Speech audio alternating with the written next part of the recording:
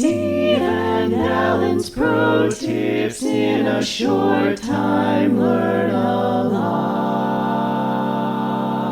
lot.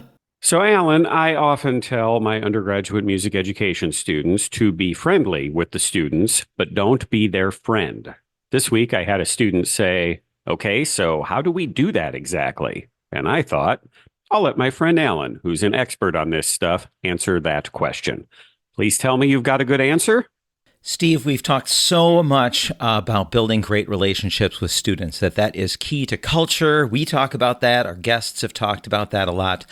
But we both know of times where teachers, even music teachers, have violated some boundaries, either on purpose or more often accidentally. So let's provide a little bit of guidance to teachers who really want to build relationships, but they might be worried about going a little bit too far. So I've got an acronym to help guide us on three areas to think about. PTO: proximity, topics, and others. Well, of course, you've got an acronym. Tell us about it. When it comes to proximity, we do not want to invade personal space, and we don't want our own personal space invaded. Another thing to think about is research is showing that a more comfortable way for people to visit with each other is in an L shape. For whatever reason, face to face, directly looking at someone, or side by side, don't connect quite as much as that L shape. And that'll help us when we get over to others. So the P in PTO is proximity.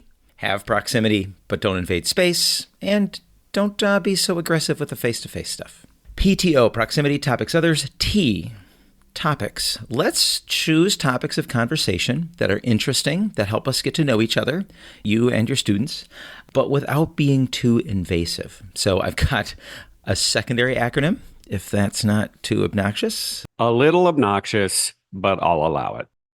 SWIM, SWIM. SW comes together, school and or work. So current schooling, what do they like about school? What are their favorite activities? What are their favorite classes? And work, if they have like a part-time job, you get to know a little bit about them by knowing whether or not they do have a part-time job and what it might be. And this applies to older students more so than our elementary students. So, and maybe what do you want to be when you grow up? It's kind of a work-related thing. So SWIM, SW, school and work. I is interest. Do you play video games? Do you do any sports? What are their hobbies and interests? Do you do any tabletop role-playing games? Do you like to juggle? You can share some of your own interests as well, but that's a good safe area to talk about. And then the M in SWIM, SWIM, school, work, interests, and music. What's on your Spotify playlist? What do you listen to? Do you like country? Do you like hip hop? Do you like classical? And never underestimate the capacity of young people to actually be into classical or jazz music, and share some of your favorite music now and some of your favorite music when you were their age.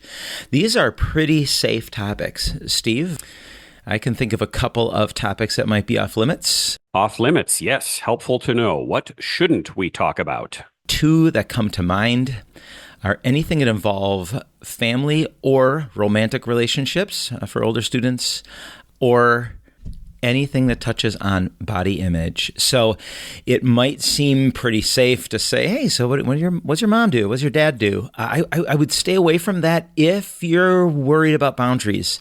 There could be some weird family relationships going on, and you might get into more than you bargained for.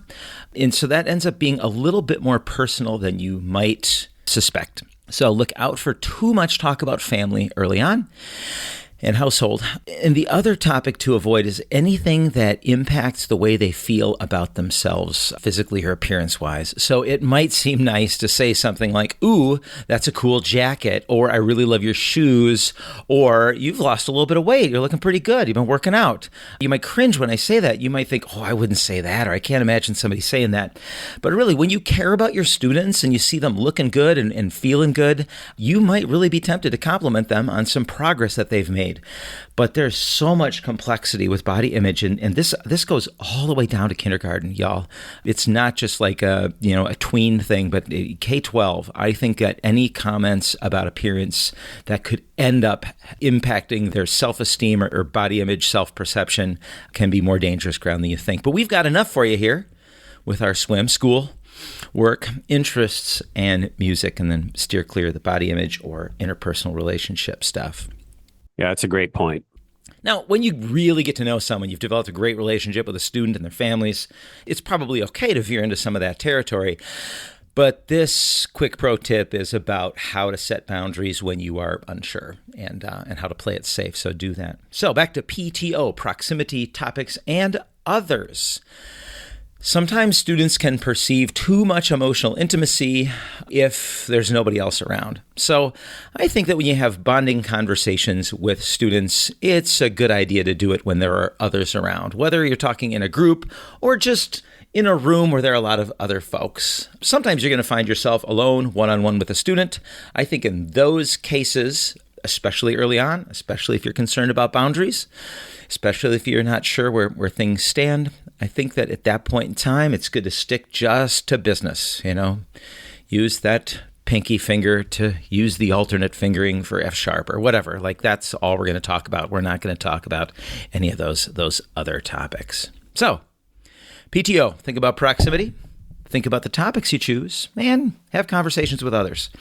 And couple that with your genuine, sincere interest in the well-being of students, I think you will be just fine. Please, please, please do not be afraid to build the very best relationships with your students possible. Steve, what have you got to add? As I predicted, Alan, you've covered it in great yet practical detail. Thanks a bunch. Yeah, all right. Thanks for listening. Steve and Alan's Pro Tips in a short time. Learn all.